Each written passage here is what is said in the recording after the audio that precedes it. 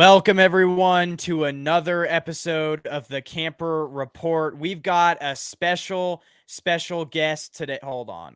Special guest today, Jay in the Bay, another Niner fanatic fan. How are you doing today, Jay in the Bay? Promote yourself, do your intro, promote yourself, where people can find you, where they can find you on social media, where they can find your show. And yeah, it's good to have you today because we're going to talk Niners. We're just, I don't know, 16 hours, whatever it is, away from the Super Bowl. And so I'm pumped. Night before the Super Bowl, I am so happy to have you on. And this has been a long time coming. I've been following you for a while. And so it's good to have you on. Hey, absolutely.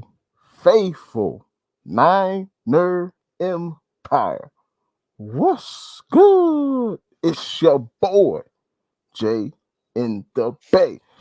Benjamin, hey, it's a pleasure to be on your platform tonight, man. And as you said, the Niners are what? We're less than 16 hours away from the Niners and Chiefs squaring off in the rematch for the Super Bowl. What a time to be alive. I got it wrong. What It's more like 20, but yeah. Yeah, hey, we're definitely less than 24. I think technically we're probably like 20. Yeah, because it's probably gonna start around 3:30. But hey man, people can find me at Jay in the Bay on YouTube, IG, Twitter. Also, I'm in a group. I'm 1/4 of a group called Straight Out of the Bay. We also have our own YouTube channel there. It's with Amin the Dream, Bay Area Baller 18, and Kelts Chronicles, and myself. We go live usually once a week, every Monday night, and we talk about the previous Niners game. So, hey, man, it's a pleasure. I know you've been doing YouTube for about 2-3 years now, and I appreciate you allowing me to join your platform. And hey, I'm happy to be here. Yeah, happy to have you. I did forget to actually post the Straight Out of the Bay link to the YouTube, but I did post your X and your Twitter in the description. So if you guys want to go check out his channel, go to the description. Definitely recommend it. But let's get right into it. The thing that you guys are all here for is us to talk about the Niners and this Super Bowl appearance, because unlike the Chiefs, I was saying to you backstage, it's not often that we get to be here. Last year, I was already breaking down the draft at this time. And last year I was like, it's just when you don't have Niners football, I literally am dreading next week because it's just the emptiness that you feel inside of you. So we're going to try to cherish this last game. And so let's kick it off with this a topic of Kyle Shanahan, the title of the show. The title of the show was "What's his legacy if he wins the Super Bowl?" In this question, it's what's Kyle Shanahan's legacy if he wins the Super Bowl, and the legacy of Kyle if he doesn't win it. Let's kind of do both sides of the coin here. Hey, absolutely. Great question. But first, I got to say, what's good to Payo Time? Let's get into the chat. Sorry about that. Absolutely. Hey, Payo Time. I've known Payo Time through YouTube for, I don't know, since the pandemic. So he's a Rams content creator, but he's cool. Always cool with me. So shout out to Payo Time. And also Tommy Huxley is in the building. He's a Niner fan. So hey, appreciate you guys tuning in. Make sure you hit that like button. But so if Kyle Shanahan does not win the Super Bowl, I don't want to say it doesn't matter, but as far as his tenure with the team, I don't think it's in jeopardy whether he wins or loses the Super Bowl. Jed York has already re-upped John Lynch and Kyle Shanahan's contracts. So in terms of that, it won't really affect, his status with the team. He's still going to be here next year. He's still going to be the head coach. Obviously, there's going to be a lot of chatter. You can't win the big one. I mean, they said this about Andy Reid when he went to 3 NFC Championship games with the Eagles. He went to a Super Bowl and lost to the Patriots. They said it to him that he couldn't win the big game. If you guys watch golf, Phil Mickelson, hey, he was great at golf, could never win the big game, and he eventually went on to win. So that narrative about Kyle Shanahan will still be out there if he can't win it. But that's a part of professional sports. You're not a winner until you win. That's just what it comes down to. Now, if he does win the Super Bowl, I think Shanahan would be considered statistically the third greatest coach in 49ers history. Of course, you have George Seifert. Technically, he has the most wins in 49ers history, technically, as head coach. Then you go Bill Walsh, and Shanahan will be next. So I think in terms of that, Shanahan would be considered the third greatest coach in 49er history. Some people may even put him behind Walsh. So, Seifert was a defensive mind. Shanahan's an offensive mind. It all depends on what you value more.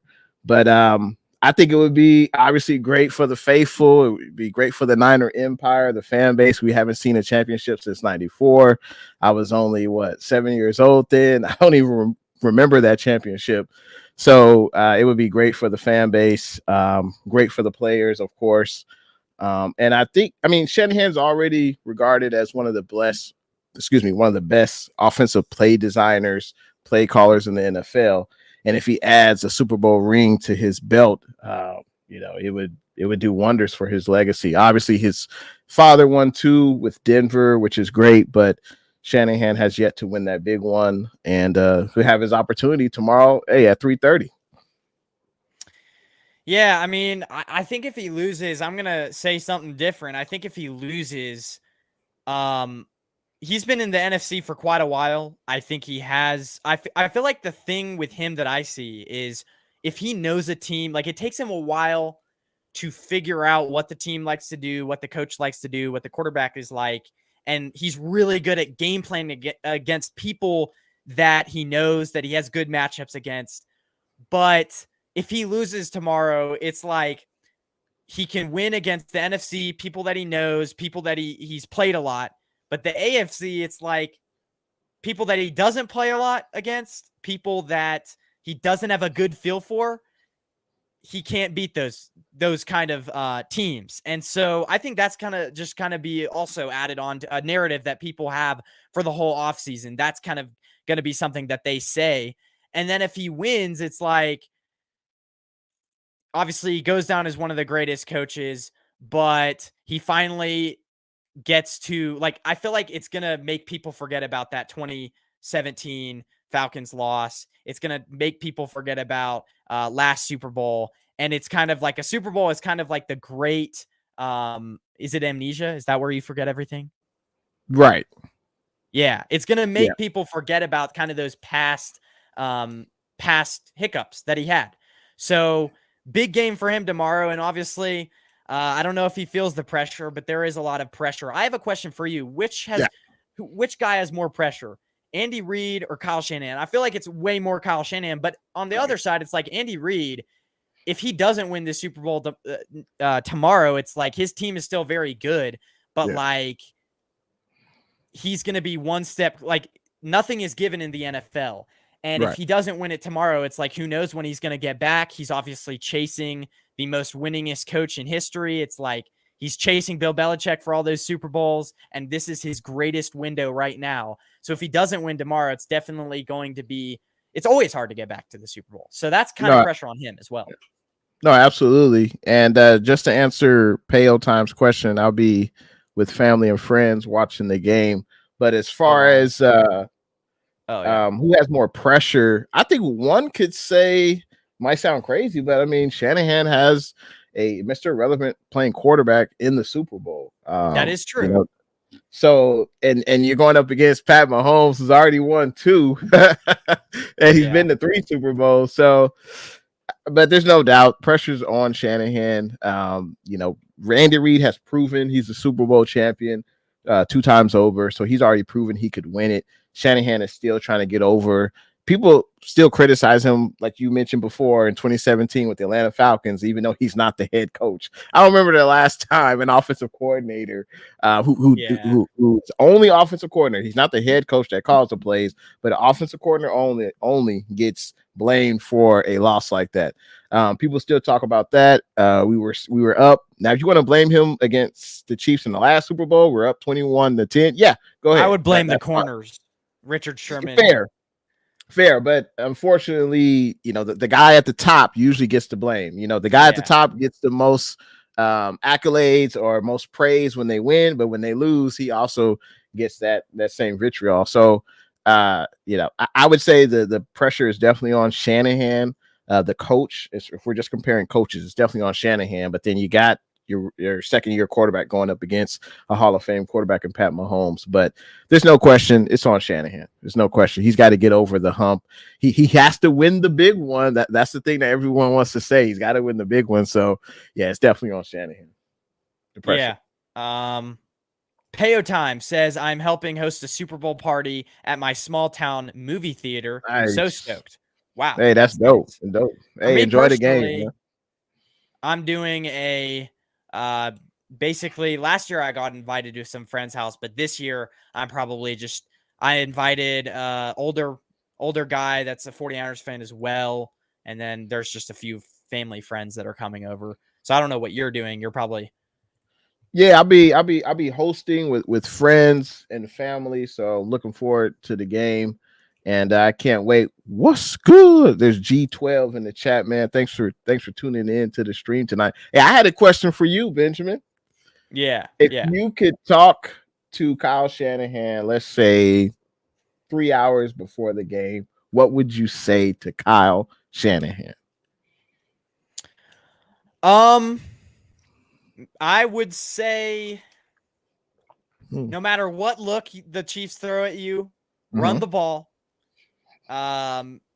You know that you're the more physical team on the offensive line. Throughout just on offense, you know that you're the more physical team. If the 49ers play smash mouth football, you can win this game, and I think he knows that. So I don't think, I mean, that's what I would say to him. I'd also say to him, this is probably the greatest chance you're going to get. I do think the window is closing. So for a while, like, I think next year they're going to have a good chance as well. But I do think that this is like, the Super Bowl is not a given. Throw everything. Do not hold back. I'm just gonna say that. Those are probably pretty obvious points, but that's probably what I'd say to him. So those are thoughts that I've had on my mind all week. Yeah, it makes sense. I mean, you look at his dad. Hey, he had Elway, but he was handing the ball off to Terrell Davis. Terrell Davis was a huge part in the Broncos winning those 2 Super Bowls back-to-back years. So Shanahan, hey, you got the formula right there. You got the best running back in the NFL. You got CMC had over 2,000 yards from scrimmage. Hey, give him the ball. We don't have to worry about next week, and we have to keep him healthy, and we don't want to put too much touches on him. Hey, 30, 35 touches, maybe 40 for CMC. Why the hell not? And as you said, man, smash mouth football. And also, I think part of our defense has to be keeping the ball away from Pat Mahomes and his offense. Yeah. The way you do that is with the run game. You slow the game down, you run the ball, win the time of possession. You know, I know Kyle loves Brock Purdy, but we don't need to see empty sets in the first drive. Hey, I want him to be conservative. This is what I tell Kyle. You know, you have the blueprint, what your dad did. Follow it. It works. It still works, 20, 30 years later. You got the best running back in the NFL. Use them.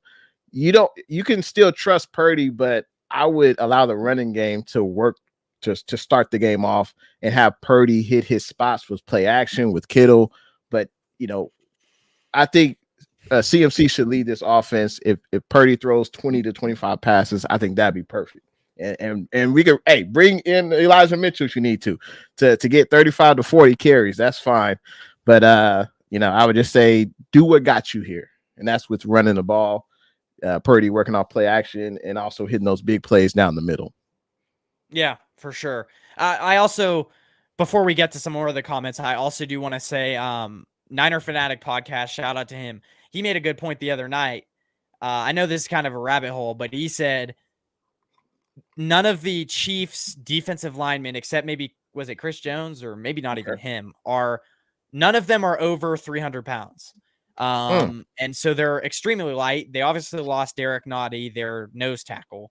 So that's why I said that we're going to be able to push them around, because their defensive linemen are not very physical or powerful or heavy. So, and if you look at their, just real quick, if you look at their run defense, it was average all year. They gave up like 113 yards average all year. So clearly they can get ran on.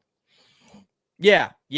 And we have the best run game in the NFL. I do want to quickly say, I think Christian McCaffrey, you were bringing up Christian McCaffrey, and I know this is another rabbit hole, but I just want to quickly say I don't understand why he didn't get picked for MVP. I know it's a quarterback award, but in a year that all the quarterbacks, Lamar Jackson, like the first one to throw less than 30 TDs or something in a season was Peyton Manning in like 2008 or something like that.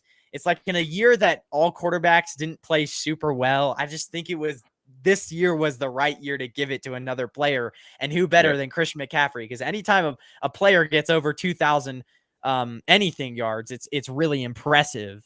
So yeah, no, absolutely. And I gotta say, hot diggity dog. That's for G12. No, but you said it right. This is a quarterback award, the MVP.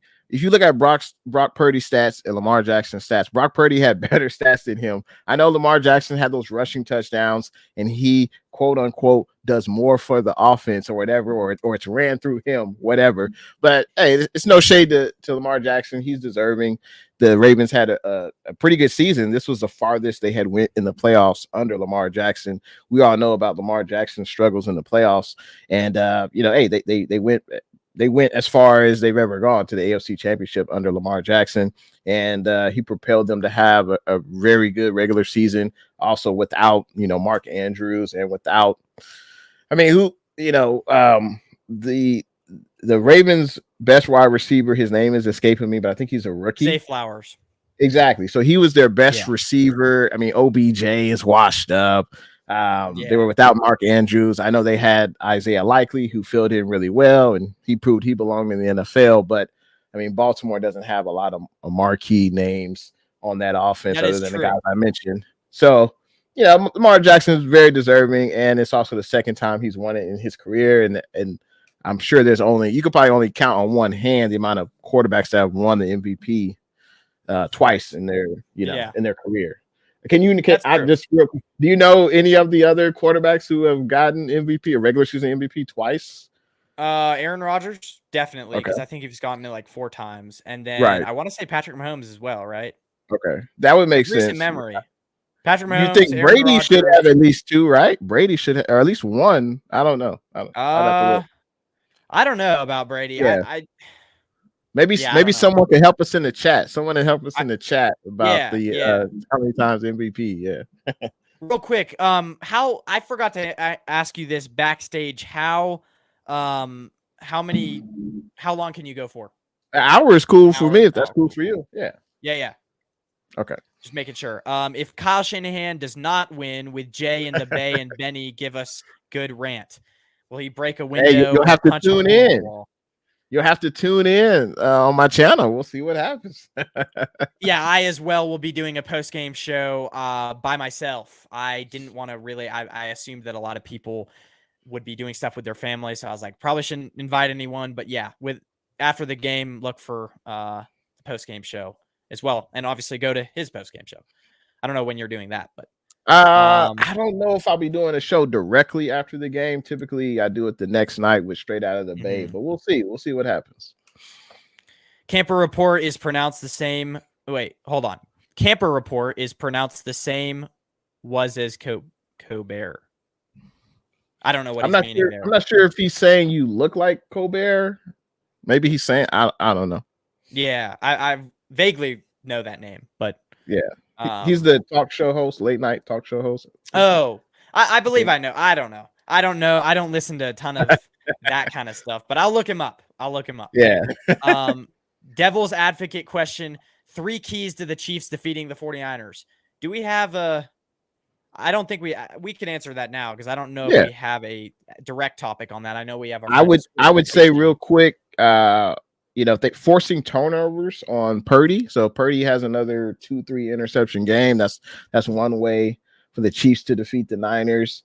If we can't stop the run, Pacheco is bad. I mean, he's a really good running back, 7th round pick. I mean, that's crazy that he lasted that long. But we've been gashed in the running game. We've seen it in a regular season. We've seen it in the playoffs.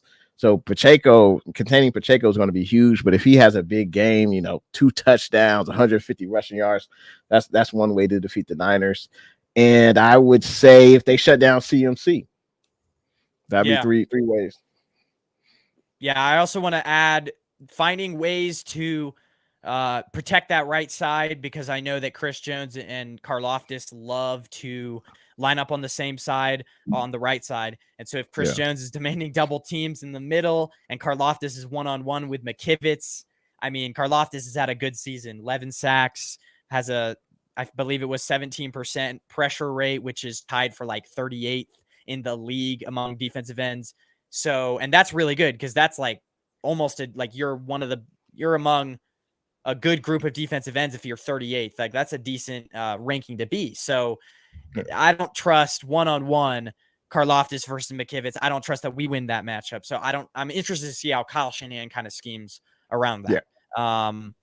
But Calvin's Hobbs says the Niners are the better team. The time is now. They have to get out there and play for Niner football, and they will win.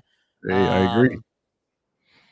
Let's see. I'm looking forward to seeing both these teams, D, step up and seeing how Reed and Shanahan counter as brilliant offensive play callers. Yeah, that's going to be really the biggest. Everyone's predicting the Niners to get over 30 points.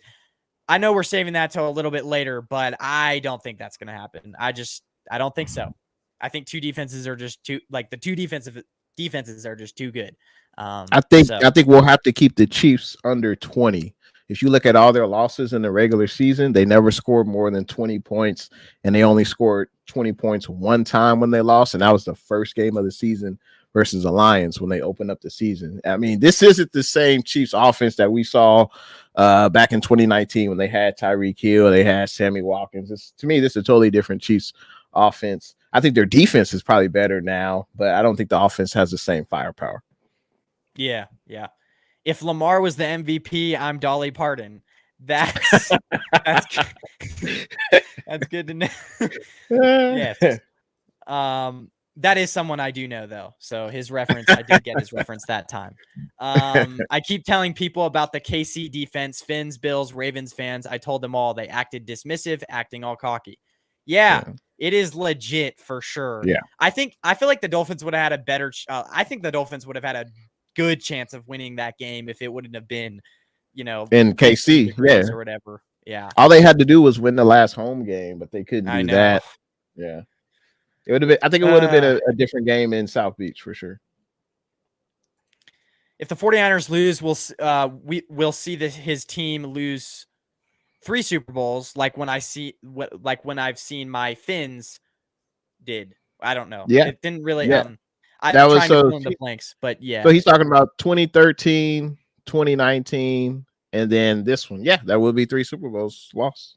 Yeah. And that won't come to fruition because I've never seen my team win one, and it's like it's going to start reminding me of when the Bills lost 4 straight or whatever Super Bowls. Right. Do you remember that back in I feel like it was in the 90s when they lost 4 straight?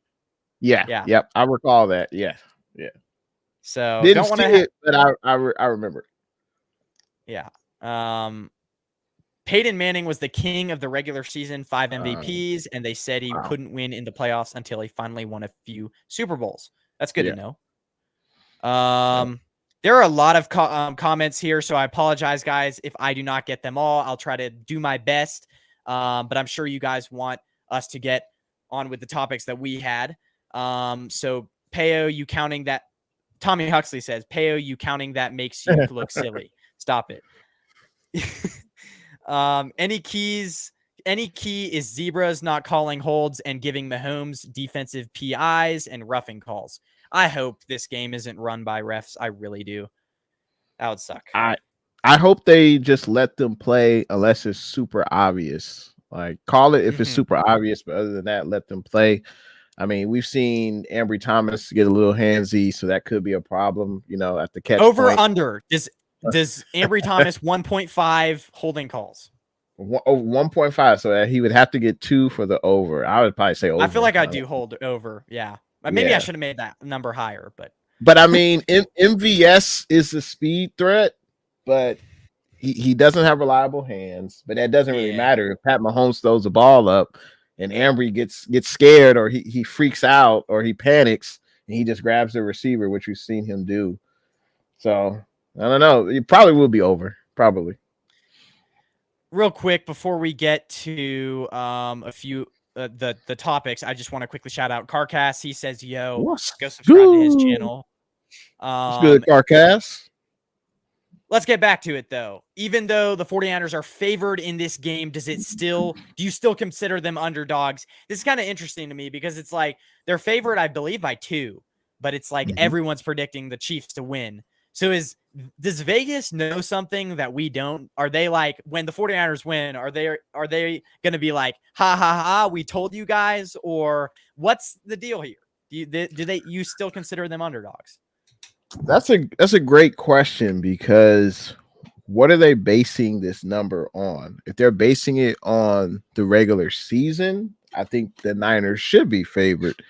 They had the better regular season. I think the Niners had over, I want to say they had over 10 wins that we won by more than 10 points, I believe, in each game. So we've blown out a lot of teams. The Chiefs had a topsy-turvy, regular season. They lost to the Raiders. They had several losses. Weird. Yeah.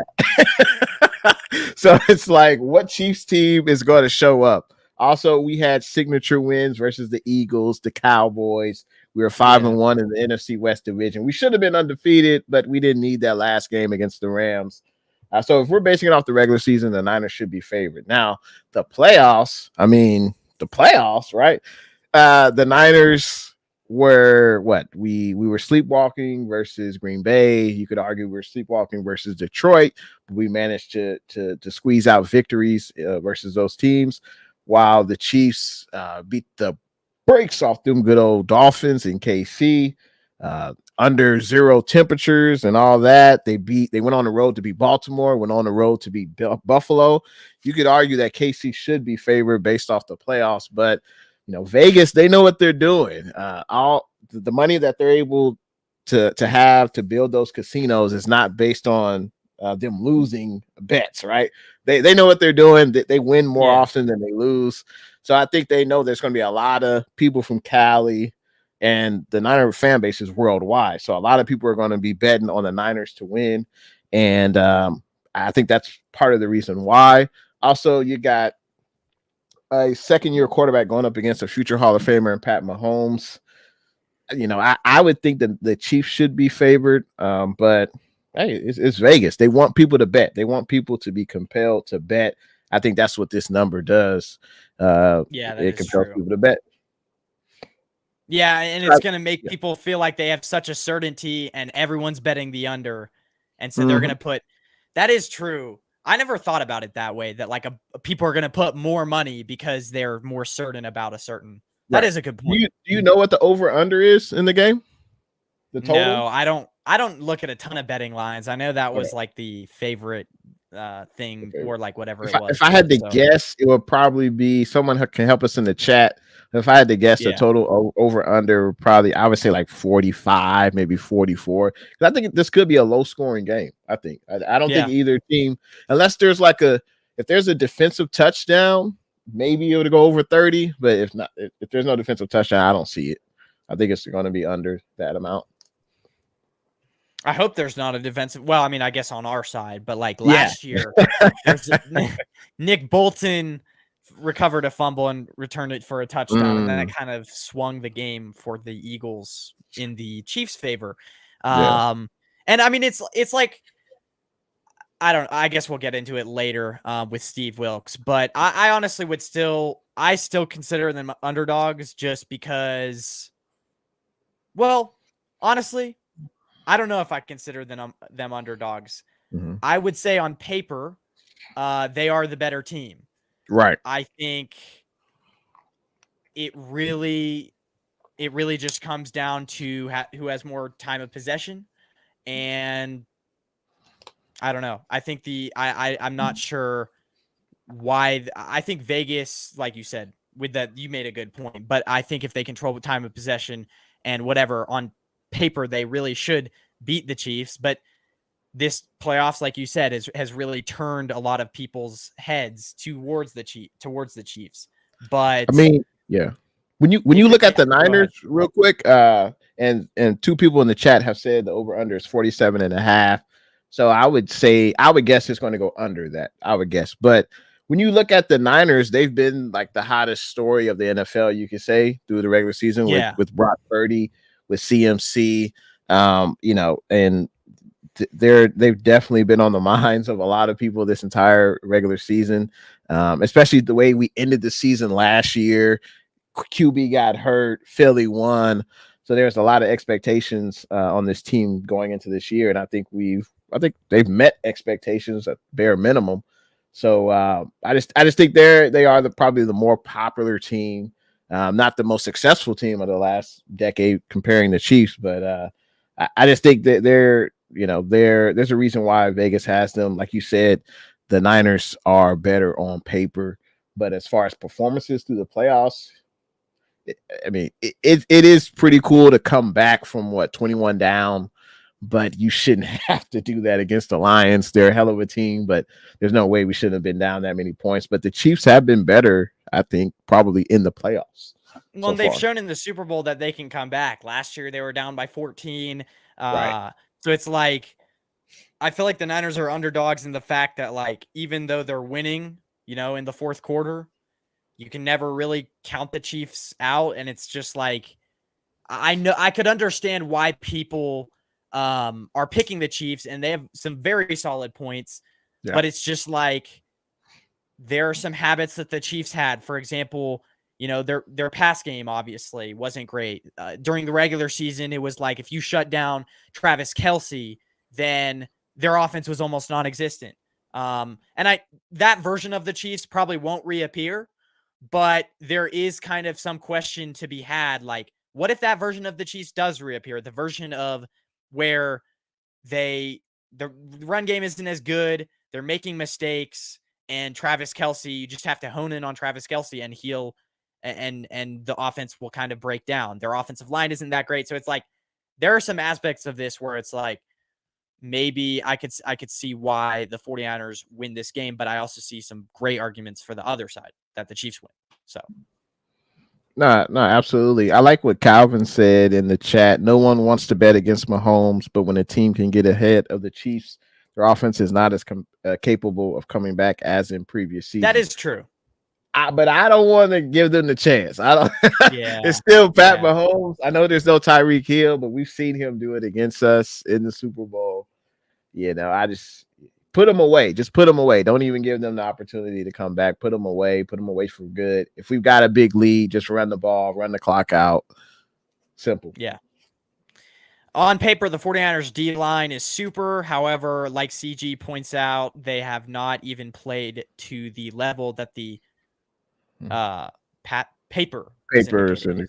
Hey, what are your thoughts on that, man? What do you think about this 49ers D-line coming into the game? Have they lived up to expectations so far? What do you think, man?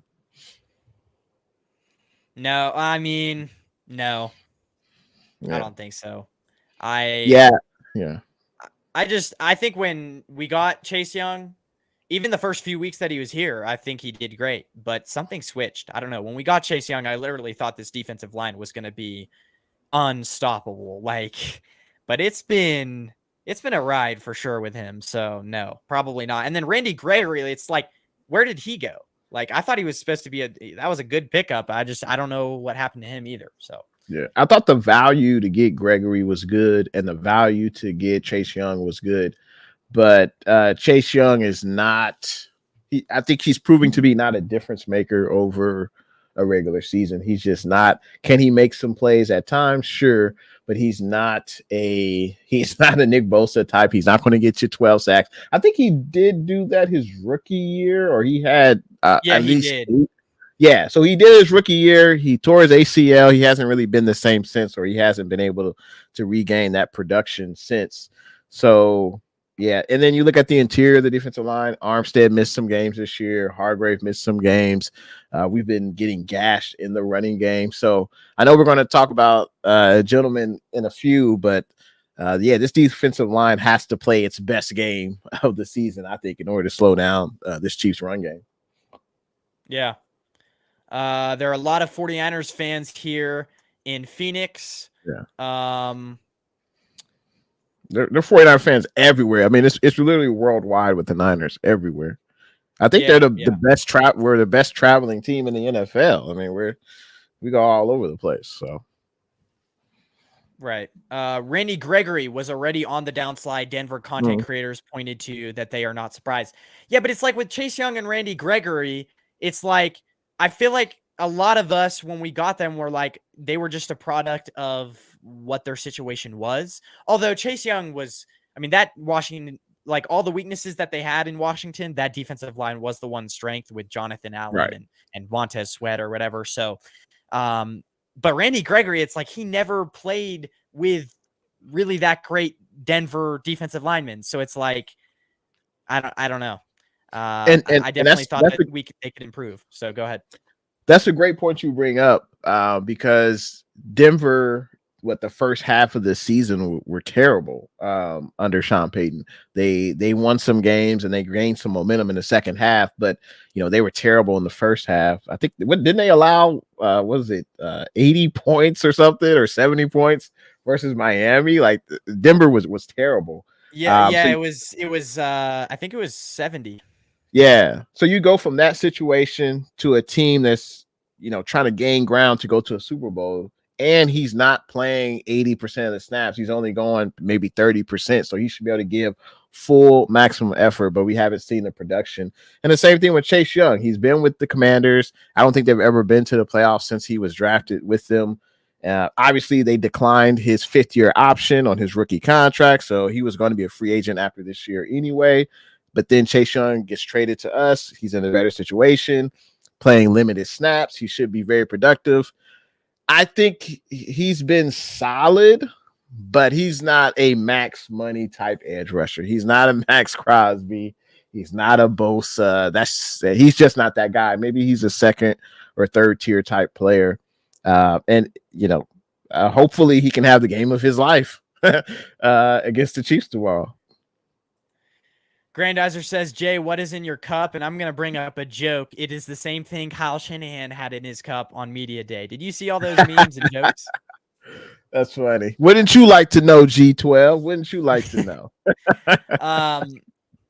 So before we move on, Tommy Huxley did bring up a great point. Tooney is out. Their two tackles are McKivitz 2.0. This kind of reminds me of the situation that the Chiefs had with the Buccaneers in the Super Bowl 3 years ago or whatever it was. They had Eric Fisher, I believe, tore his ACL the week before, and they had backup, and Patrick Mahomes was running around all over the field. So maybe that's a similar situation. I know that Nick Bosa last game, he was doing good he had 2 sacks against, and had a lot of pressures versus Penei Sewell, one of the best left or right tackles in the league. So it's definitely going to be a big game for him. I feel like that is a big strength that we have over them. So I would agree, but also with Pat Mahomes and KC, we're going up against Andy Reid. He's got 2 weeks to scout our team. They're going to have quick passes to negate the 49ers pass rush. And what do the 49ers secondary love to do? We love to play 10, 12 yards back. So it's going to be interesting because it's going to be a game of adjustments. We'll sideline Wilkes or sideline Steve, as the Straight Out of the Bay crew like to call him, sideline Steve. What adjustments is he going to make? That's going to be interesting to see because we're not going to be able to win this game playing 10, 12 yards back. Pat Mahomes is going to eat us alive on those short, 1, 2, maybe 3-step quarterback drops and get rid of the ball. He can't afford to have 5, 6, 7 quarterback drops with Bosa coming at him on one end, Chase Young, Randy Gregory. You got a double A in the middle and Hargrave and Kinlaw. I just don't think he'll have that amount of time. But the Chiefs know what they're doing. They're gonna be able to get the ball out fast, screen passes, whatever it is. They don't want the golden boy, to take a lot of hits. So Wilkes was definitely going to have to make some adjustments. Do you want to talk about Steve Wilkes, or I don't Absolutely. know. Absolutely. To get through. So let's cover this. But does Steve Wilkes' defense need to have a convincing game for him to keep his job, or is he already secured his job for next year? I feel like this was an interesting topic because I just there's been a lot of questions of last game, was it his fault? Which I don't think it completely was. you see some of those run plays that Jahmyr Gibbs early in that game gashed us. I mean, just lack of contain, lack of effort, obviously, especially on Chase Young's part. And then there's just been some question marks at times this year. Obviously, the defense taking maybe arguably a step down, even though, but I feel like a big part of that as well was the loss with like Hufanga weeks and weeks ago. That was a huge loss, the intensity, everything else. So I don't know if everything can be put on his shoulders, but what are your thoughts on this? It's a great question because I know Chase Young has been getting criticized for his lack of effort on some plays. And from a coaching standpoint, either you either you coach these things to happen or you allow it. It's one or the other. And if Chase Young is really that much of a problem, if he's not giving effort, then you got to bench him. But who do you put in? You put in Randy Gregory. Do you put in Robert Beal? Do you really want to put him in, the rookie, in a Super Bowl game? Like, I don't think that's happening. I think Chase Young stays as a starter or gets significant reps in this game, significant snaps. But I think Steve Wilkes' defense has been pretty good so far this year. I think if you look at all the major statistical categories in the NFL regarding defense, the Niners are in top 5. Now, run defense, we're a little bit farther back. But is that scheme? Is that the wide 9 scheme? That this isn't Steve Wilkes' scheme. He was brought in to learn the wide 9 defense. It wasn't like it's his defense. So I think he's done well. I think he'll stay on the sideline for quite some time, at least with the 49ers from a defensive standpoint. I would welcome him back unless he was offered a head coaching job somewhere else. I would welcome him back. But I think as far as the game in the Super Bowl, I think he's going to have to make changes to how we defend the run, and that could be maybe adding a 5th defensive lineman. I know we did that one game in the first series. I don't remember the game, but it was one series. It was like the first series of the game. We had a 5th defensive lineman. It was in the regular season. I feel like it was Tampa. It could be. I don't remember. But it could be. But I remember they did that. Maybe that's something you employ because I think we have to overcommit to stop the run. We've been getting gashed by Aaron Jones. We've been getting gashed by Gibbs, by Montgomery. Something has to change. You need to bring in a 5th defensive lineman, bring in a safety, so you have 9 guys in the box, but you have to overcommit to stop the run. I know it sounds crazy, to put the ball in Mahomes' hands, but I think it's demoralizing to allow significant runs on your defense. Not only are they winning the time of possession, they're getting first downs. That's less opportunities for the Niners offense. So, I think he's going to have to make significant changes. Yeah. Yes. Wait, was I cutting you off? My bad. No, you're good. You're good. I do feel like I brought this up in the other show, but maybe Chiefs like to run it a lot on first down. Maybe you take Ambry off, you bring in a 3rd linebacker, you move Lenore to the outside. I feel like, and then it's also going to be just really key how the 49ers linebackers on a run plays, whatever, choose their gaps correctly. How, if they can clog those A and B gaps with Pacheco, that's going to be huge as well. And then obviously, maybe I didn't know the news broke with Kalia Davis if he was playing today or not. I did not actually see it, but I knew it broke. Is he playing today? Did you see that? He's not. Kalia Davis has been ruled out. Kalia Davis has been ruled out. I heard on the show. I would have wanted him to play for sure as a run stopper. And it's like Kinlaw. You look at his run grades on PFF; they're not particularly well, but they are. I do feel like he is like a little bit stronger of a guy than Hargrave. So as far as adding 5-man fronts, I feel like Randy Gregory is definitely better against the run than Chase Young. So maybe you add him in. Maybe you add Javon Hargrave in. Just, like you said, 5-man fronts. Those are some guys that potentially could do better. I don't know. But I think it's also going to just be up to the linebackers in the second level coming down and picking the right gaps and Jair Brown making the right, just tackling. And Jair Brown has been really effective. I think he had 10 tackles in the last game, and he's very effective in slowing down the run. And I think it's also the defensive tackles. They have to be able to occupy those double teams. So that way the offensive linemen can't get their hands on the linebackers. That's key as well. And it goes in. They all work well together. If the defensive linemen are able to keep their hands on the offensive linemen, or at least not allow them to go to the second level, and if the linebackers shoot the correct gaps, as you said, we should be able to slow down the run. But we haven't really seen that so far. So I think we're going to have to be we have to be really aggressive against stopping the run, and we can't be really concerned about Pat Mahomes throwing it deep. Tyreek Hill is no longer on the squad.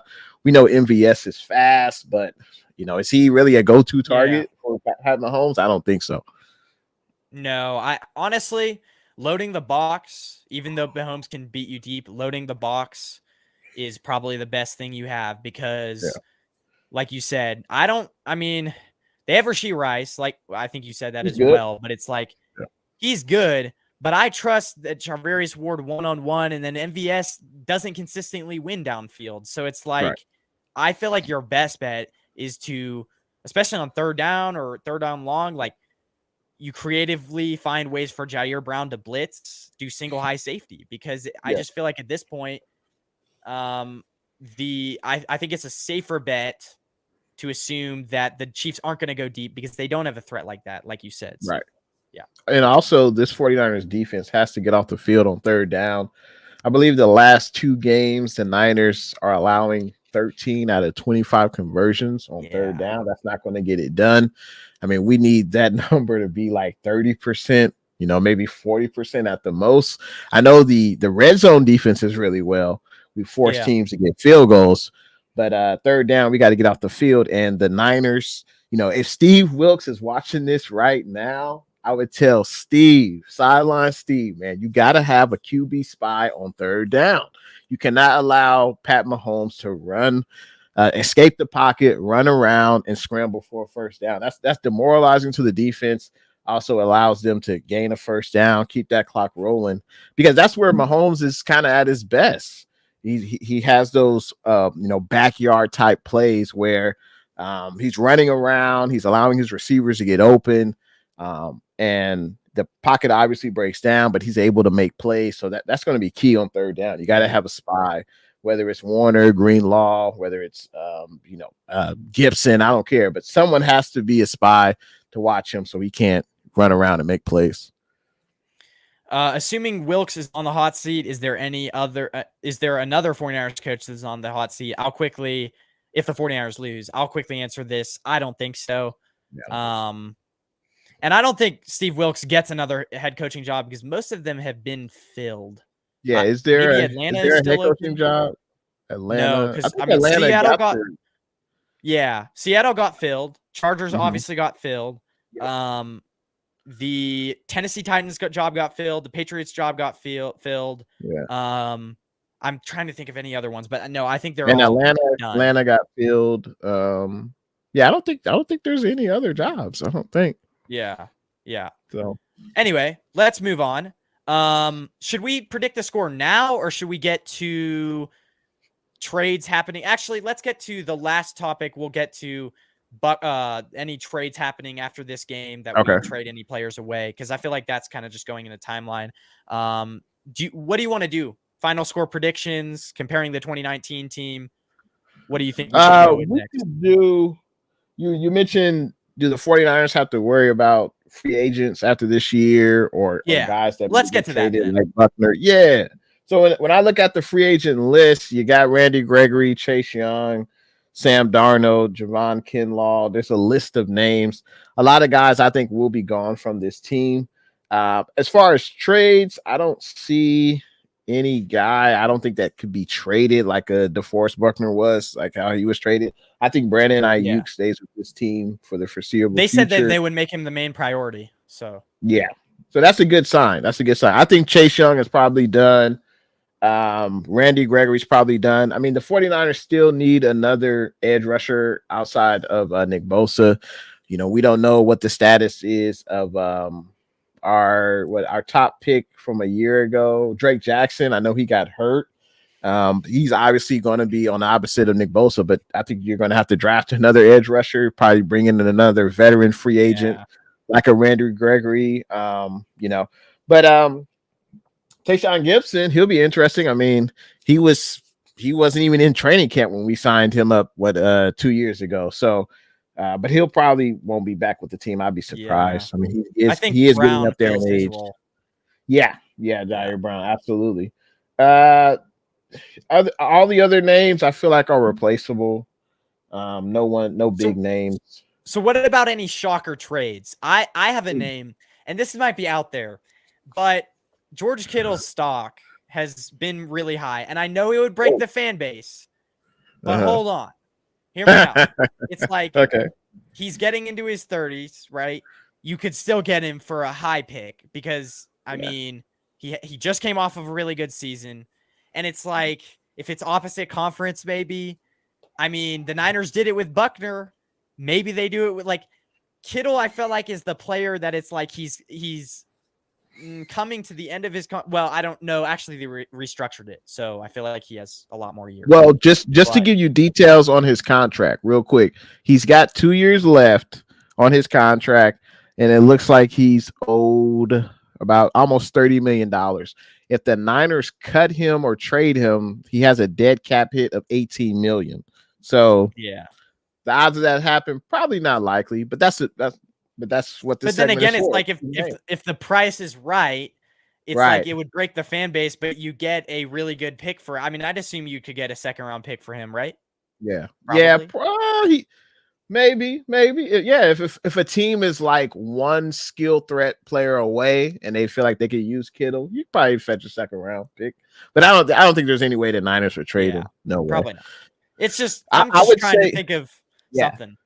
I would say another possible trade maybe be Brandon Ayuk, the Ayuk show. I don't want to see it happen, but I would hate that. He's coming. He's off a back-to-back 1,000 yard, receiving yard season. He is going into. Say it again. You could get a first for him. Yeah, exactly. That's what I'm saying. You can get a first round pick for him from a team that would Baltimore give up a first round pick for Brandon Ayuk. That could be a possibility. I wouldn't want to see it, but hey, it's a possibility. You never know. Everyone's tradable at certain points. So, yeah, I think the only people that are safe are Purdy, McCaffrey, like super safe, like not even going to happen. Not even a thought. Purdy, McCaffrey, Bosa, Fred obviously Warner, just got Trent Williams, Trent Williams, even Dre Greenlaw. So now another interesting one is, do we extend Charvarius Ward? Because that's a guy that I feel like he has 1 year, or is he a free agent this year? Let's see. Either way. When he signed with us, he had a 3-year deal.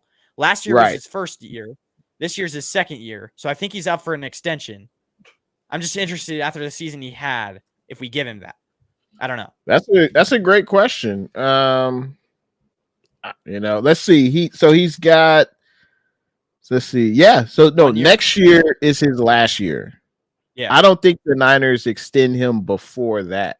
I'd be surprised. He's 29 years old. Yeah. If I was him and his camp, of course, I'd be like, hey, I want that extension. Going into 2024, but I don't know. If I did, it would maybe be a 2-year extension, so he'll be like 31 or 32 when it ends. But I don't know. That's a good point. Looks like Blue True says Debo won't be traded. I would agree with that. Yeah, I don't think he's going to get traded. Yeah, welcome in. I don't know if I've seen you in the comments before, so maybe you're from Jay and the Bays, but yeah, that's nice. Debo won't be traded. Calvin's Hobbs says sign Ayuk and Jennings. I don't know about Jennings. That could be a player that leaves. I don't know. I feel like a team. He's going to be a team that, like, I feel like teams. He's pretty valued. I feel like if a team does their due diligence, I feel like they're going to offer him quite a bit of money. So I don't know if we'll be able to get him back. So he is a restricted free agent. Okay. So I would say he's coming back. If he was an unrestricted free agent like Kendrick Bourne was when he left, I would say he'd be gone because I think another team would offer him a multi-year deal because Jennings, hey, he's hell when he's blocking. Also, he catches balls on third down. He makes those big time catches. So yeah, he's a valuable receiver. With him, it's not quantity, it's the quality with Juwan Jennings. So yeah. Should the 49ers look to draft a quarterback to groom as a backup, a better backup than Darnold? Yeah, I think so. I think we're going to let Darnold go. I wouldn't be surprised by that. Yeah. Hey, what about Kyle Juszczyk? Ooh. If the Niners trading him or possibly releasing him, his dead cap hit is only $2.6 million going into 2024, but his cap hit is 7.5. So I wouldn't hate it. What could you realistically get for him though, as far as a trade? I don't think a team would trade for him, but if you cut him to bring in a guy who can do what he can do, who's younger, I mean, unfortunately, that's just the NFL. Yeah. We brought in someone, I think he was a UDFA this offseason. I forgot what his name was, but I think he played quarterback in college, but with us, he was like a fullback. Oh, was it not Taylor Hawkins? I know who you're talking about. That's the safety, Taylor Hawkins. But yeah, I know who you're talking about. Yeah, so he was a guy who could be in that type of fullback role, but I forgot his name. But I know exactly. I want to say he was kind of like a Tim Tebow type guy or something like that. I forgot his name. Yeah, I know exactly who you're talking about. Anyway, comparing this team to the 2019 team, I mean, I guess we could go by position group. I know each position group on that team in 2019 pretty well. Do you want to start? I mean, I guess the obvious one is quarterbacks. Do you want to start with offense or defense? Absolutely. Jimmy G. Hey, I think that's obvious. Quarterback. Yeah. It's definitely Brock, no doubt. Yeah. Running backs, I would say this year is better. What would you say? Yeah, I mean, that's running backs. I feel like the committee was maybe better, but I mean, no surprise. I mean, that's just obvious too. So those are easy. Receivers, more experience maybe on that team because we had Emmanuel Sanders, but talent far and away, I think it's this year, far and away. Because I feel like that year, a lot more scheme receivers, not as much, definitely not as much talent because it's like you had Sanders, you had Debo in his rookie year. Yep. Who was our third receiver? Oh, Bourne. Right, Bourne. But like, I don't know. Yeah, no, this year is definitely better. I mean, Debo and Ayuk are now seasoned vets. Kittle, I would say, is Kittle better now than he was in 2019? No. That was his best year. Probably not, but I feel like Brock Purdy has enhanced, the back nine of his career. He's definitely he's been better with Brock than Jimmy. That's for sure. Yeah, that's for sure. So yeah, I would say this year's wide receivers. Yeah, offensive line. That year we had Mike McGlinchey, Mike Persons at right guard. It was Richburg. Was Alex Mack there at center, or that was the year? No, that was the year after. Because our safety, our center that year got injured. Remember against the Saints, tore his ACL, I believe, or something like that. So it was our backup, and I can't remember what our backup's name was. Yeah. But I don't know. And then the other guard, Laken Tomlinson, and then Joe Staley. What do you think about this group? I feel like this group, Trent Williams is better. Banks, that's really tough. That's really tough. The left Tomlinson was probably better. Tomlinson was better in 2019 than Banks this year, I would say. And then center. I don't remember. I don't remember the dude's name. Yeah. I don't know. I don't remember. Right. I mean, McGlinchey, and McKivitz.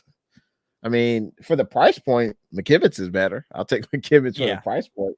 But I think too. Yeah, no, absolutely.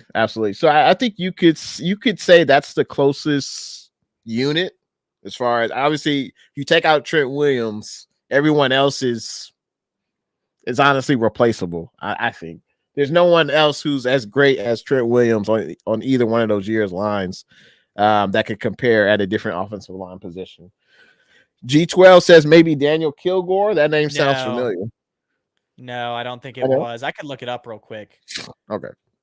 49ers And center. to go to the defense, the defensive line, you had a rookie Bosa, you had Armstead, you had Buckner, you had a healthy D Ford compared to what we have now. That defensive line, I would guess, was more productive as far as sacks and as far as ability to stop the run. What would you say about the D line? Depth probably that year. But they were also not great in the run game that year either. I don't know if you remember, but I remember Eric Armstead in an interview the year after saying that we were getting gashed. I believe they were averaging over 4 yards per carry, or 4.2. Oh wow. Okay. I believe so. I don't think their run game was very good that year, but obviously, rushing the quarterback, they were, I think, top not notch. a lot better. But yeah, I mean, Armstead had a double-digit sack season. Ben Garland. It might have been. Anyway, go ahead. Sorry. It sounds familiar. And I was going to say that Eric Armstead had a double-digit sack year. So that tells you all you need to know.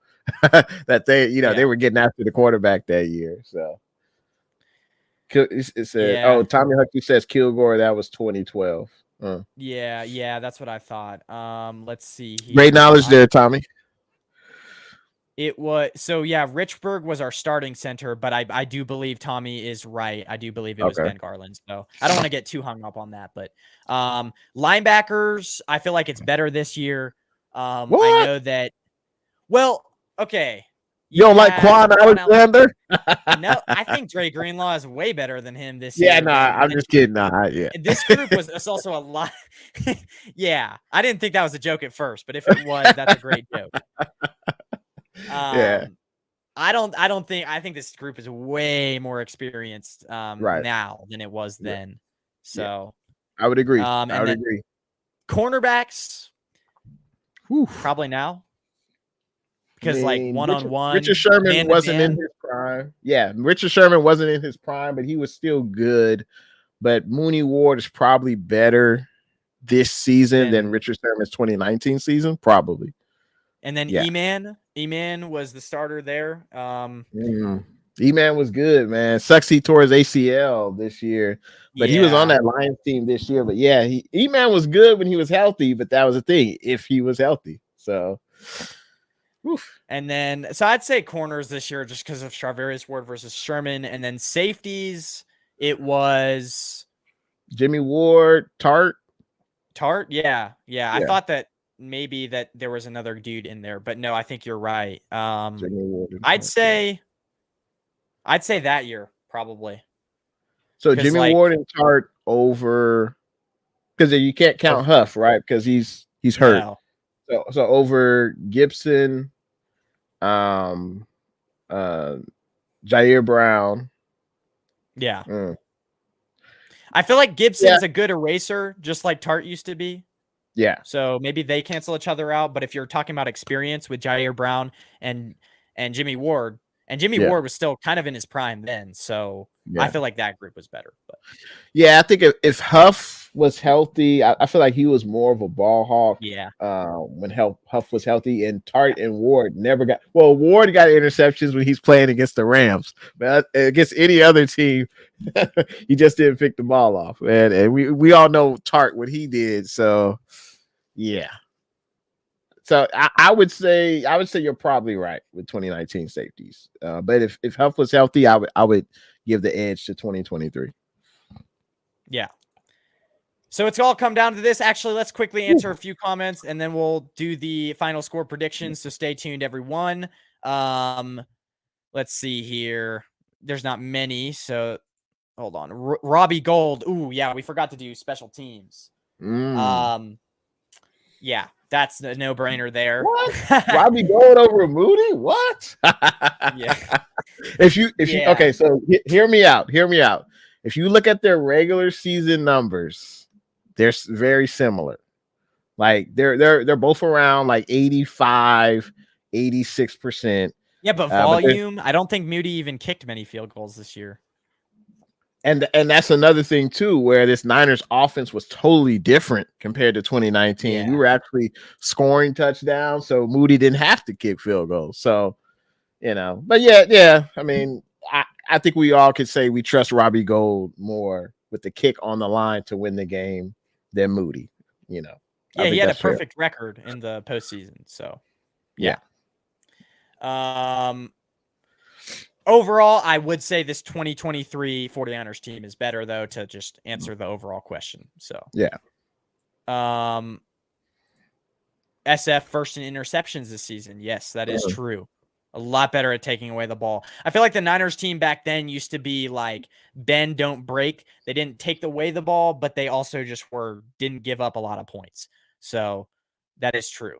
So final score prediction for this game. Thank you for giving us an hour of your time. I truly appreciate it. And so we're going to end it on this note. What is your final score prediction?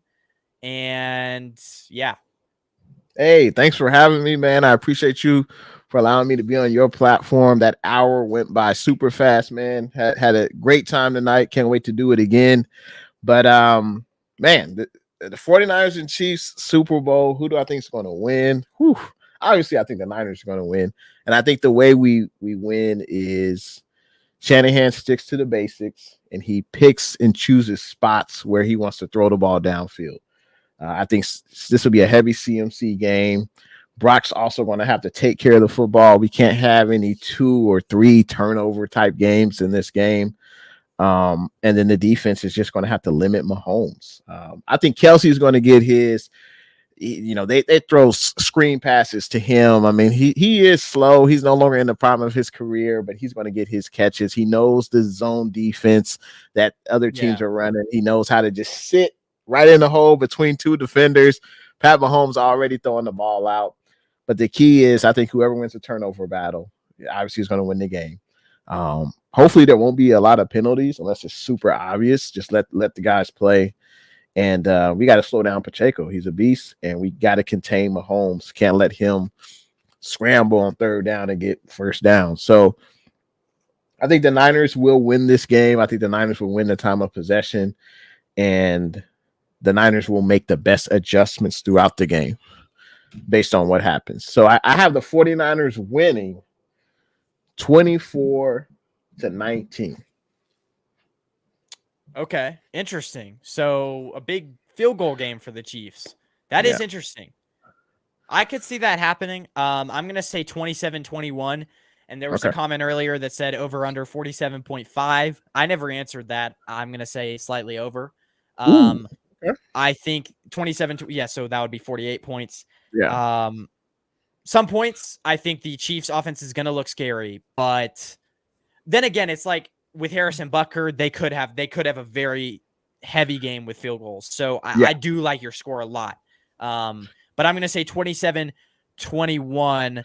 I think there's going to be times in the game when Patrick Mahomes, they look scary, like I said, but I also think that the second half adjustments are going to be good from us. I don't want to pick against the Niners, although I've thought about it many times, but I think talent-wise, none of these receivers scare me one-on-one. I think if the Niners can maybe do more 5-man fronts, like we were saying earlier, maybe a third linebacker. And this Chiefs offense is a lot more one-dimensional than they ever have been. Everyone's already said that, but it's true. It's like they're going to run the ball. They're going to try to be physical, but the Niners are one of the most physical teams in the league. And so I don't know if that's going to really be successful, especially if we sell out to stop the run. I think there's only so much that Patrick Mahomes can do. And that's where I don't see them scoring over 20-21 points. I think 27-21, maybe the Niners are behind in the second half or first half, but I do eventually think that second half, it's like at least if we're just somewhat productive in the first half, the second half, we've got them because we're a great second half team. We have been all year. So. And you mentioned that the Niners were a bend but don't break defense in 2019. I kind of think we've been that way for maybe the past 6 to 8 weeks, where a team will be able to convert on third down. They'll be able to get the ball to the red zone, but then we clamp down and they're not able to score touchdowns. That's been key, especially in the playoffs, not allowing a team to get a touchdown and forcing them to attempt a field goal. That's going to be huge in this game. And man, I can't wait. I can't wait for the game kickoff. Me either. And it is so close. The 2 weeks is finally over. The wait is finally over. Guys, promote yourself maybe one more time, and then we'll get out of here. What you got going on maybe later on for your show. So absolutely. Hey, appreciate everyone who tuned in to the show tonight. Appreciate everyone. Yeah, it was great. The comments. Yeah, I forgot to talk about that, but. And appreciate you as well, Benjamin, for allowing me to get on your platform. And you can find me on YouTube, IG, Twitter under Jay in the Bay. Also, I am 1/4 of a group called Straight Out of the Bay. We have our own YouTube channel that includes myself, the Dream, Celts Chronicles, and Bay Area Baller 18. We'll be going live Monday night, probably around 8 o'clock. And, talking about the game, win, lose, or draw. Well, there won't be a draw, but win or lose. We'll be breaking down the game. Looks like G12 asked for the player of the game. If the Niners win, I think it's probably going to be CMC. Brock. That's I would say Brock, but you say okay. I would say Brock. If it's I think so. I think CMC could have a hell of a game, but it's kind of like that MVP for the regular season. The quarterback's they want to give it to the quarterback. Yeah, that's true. But hey, if we get the MVP, that means we won the game. So that's all that matters. Yeah. Can they beat us? Oh, real quick, guys, before we get out of here, we'll obviously answer just a few more of your guys' comments, but also with my show tomorrow night, post-game show after the game. So stay tuned for that. And also, obviously just subscribe, like to the Camper Report. I don't usually ask for that, but definitely hit this video with a like because it definitely does help the video. But Tommy Huxley says, can they beat us with speed? To quickly answer this, I'd say no. I don't think so.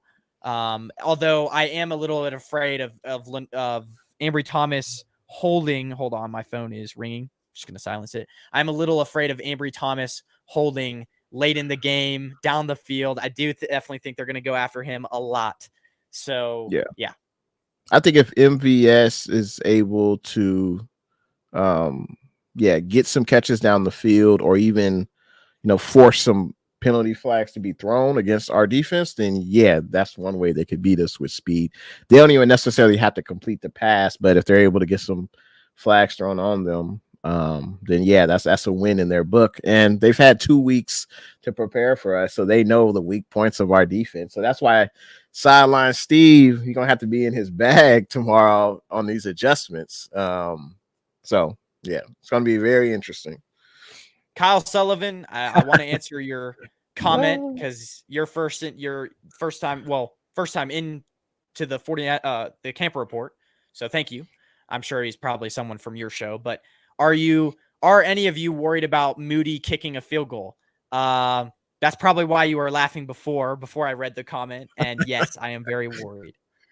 So if it's a extra point, no. If it's a field goal, I'll be worried. But hopefully it is indoor though. You don't have to worry about that. It is indoors. Yeah. There's no weather. So I feel like maybe that's makes me feel a little better. I don't know. Yeah. I would have to look at his stats kicking indoors. I don't know. Well, against the Vikings this year, that was a dome and he missed, I believe, once or twice in that game. So that 3-game losing streak, whether that was Cleveland, the Vikings, and it was one other team. I want to say he missed a field goal in all those games. Yeah. I think. So, there's no doubt. It's between the ears with Moody. The 49ers, they made their bed. They didn't want to re-sign, go due to the money. So they went out and got the best kicker in the draft. He's a professional. He's paid to kick. Hey, you got to do your job. And you just hope that he can, overcome. He just has to overcome what's in his head. Like, just do what you've been doing thousands of times. You kick the ball thousands of times. this is no different, except you're on the biggest stage in the world and everyone's staring at you. Yeah. I mean, that's all that it comes down to. It's crazy because the national championship, they said it's annually average 7.5 million people for college, but the Super Bowl is like 120 million or something. So it's just to give you a scale of like how really big the stage is, or maybe even more than 120. It might be more than that, but yeah. Guys, have a good rest of your night. It's been great. Super Bowl's tomorrow. Go spend it with family, friends, whatever. And I'm just excited the Niners are in this one. Go Niners, everyone. We'll see you tomorrow night. Go Niners.